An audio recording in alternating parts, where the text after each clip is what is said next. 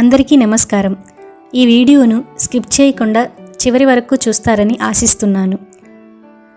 ఈ వీడియో గనక మీకు నచ్చినట్లయితే లైక్ చేయడం మాత్రం మర్చిపోవద్దు. ఇంకా ఈ ఛానల్ని ఎవరైనా సబ్స్క్రైబ్ చేసుకోకపోతే దయచేసి సబ్స్క్రైబ్ చేసుకోండి.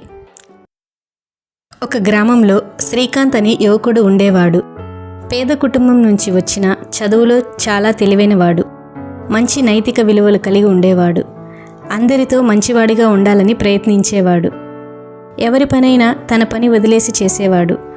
గ్రామంలోని పెద్దలందరికీ అతడిపై మంచి అభిప్రాయం ఉండేది. అయితే అతడి మంచి మనసును కొంతమంది దుర్వినియోగం చేసేవారు, మరికొంతమంది సద్వినియోగం చేసుకునేవారు.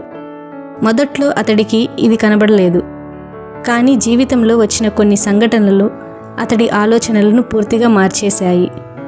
శ్రీకాంత్కి చిన్ననాటి నుంచి ఉన్న నమ్మకం మనం ఇచ్చిన మంచితనమే తిరిగి మనకి మంచి జరగటానికి కారణమవుతుంది అని.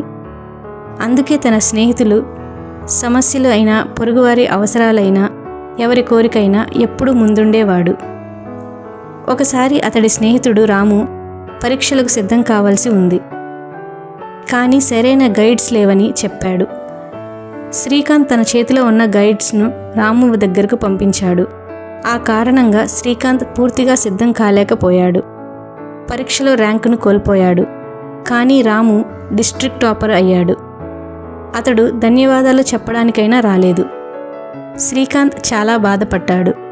కానీ స్నేహితుడికి చేసిన మంచికి ముందు ఇది తక్కువే అని తలుచుకున్నాడు. ఒకరోజు గ్రామానికి సమీపంలో ఉన్న చిన్న బస్తీలో పెళ్లి జరుగుతోంది. ఆ బస్తీలోని ఒక వ్యక్తి శ్రీకాంత్ని కలవటానికి వచ్చాడు.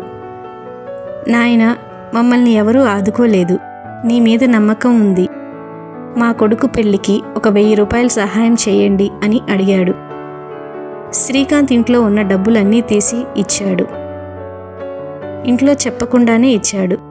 ఆ వ్యక్తి వారం తర్వాత తిరిగి ఇస్తానని చెప్పి తీసుకువెళ్ళాడు. నెలలు గడిచినా ఆ డబ్బులు తిరిగి రాలేదు. ఆ వ్యక్తి తరువాత గద్వాల్కు వెళ్ళిపోయాడు. ఇదే సమయంలో శ్రీకాంత్ ఇంట్లో తల్లి అనారోగ్యం పాలైంది. డబ్బు అవసరం వచ్చింది. అప్పట్లోనే అతడు అర్థం చేసుకున్నాడు, తన మంచితనం తనకే భారంగా మారిందని. ఇదిలా ఉండగా ఒకరోజు అతడి చిన్ననాటి స్నేహితురాలు మేఘన హైదరాబాద్ నుండి వచ్చింది. ఆమె శ్రీకాంత్కు మంచి స్నేహితురాలు. పాఠశాల రోజుల్లో శ్రీకాంత్ ఆమెకు ఎన్నోసార్లు సహాయం చేశాడు. ఆమె కుటుంబం కూడా అతన్ని మంచివాడిగా గుర్తించేది. ఆమె నగరంలో మంచి ఉద్యోగాన్ని సంపాదించింది. ఇప్పుడు వచ్చి గ్రామంలో ఒకరోజు ఉంటానని చెప్పింది. శ్రీకాంత్ చాలా సంతోషపడ్డాడు. ఆమె కోసం ప్రత్యేకంగా అరేంజ్మెంట్లు చేశాడు. మంచి భోజనం, ఊరు తిరుగుతూ ఆమెకు మధుర స్మృతులు గుర్తు చేశాడు.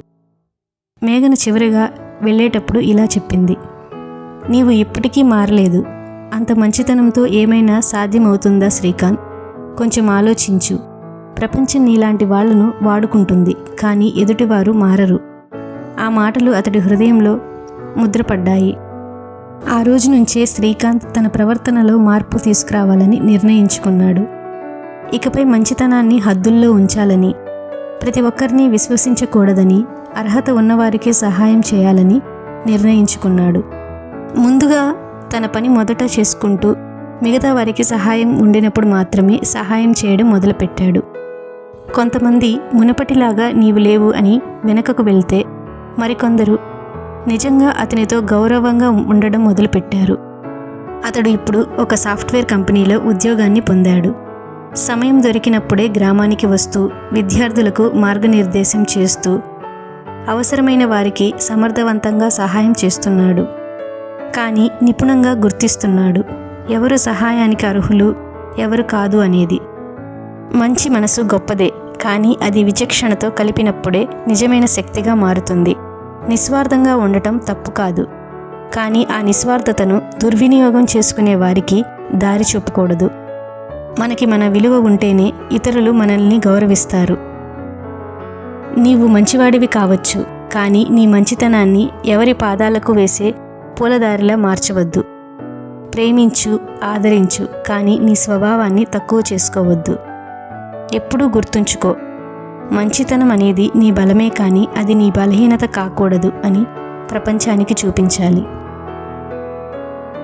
ఈ వీడియో గనక మీకు నచ్చినట్లయితే ఈ ఛానల్ను తప్పకుండా సబ్స్క్రైబ్ చేసుకుంటారని ఆశిస్తున్నాను. Thanks for watching.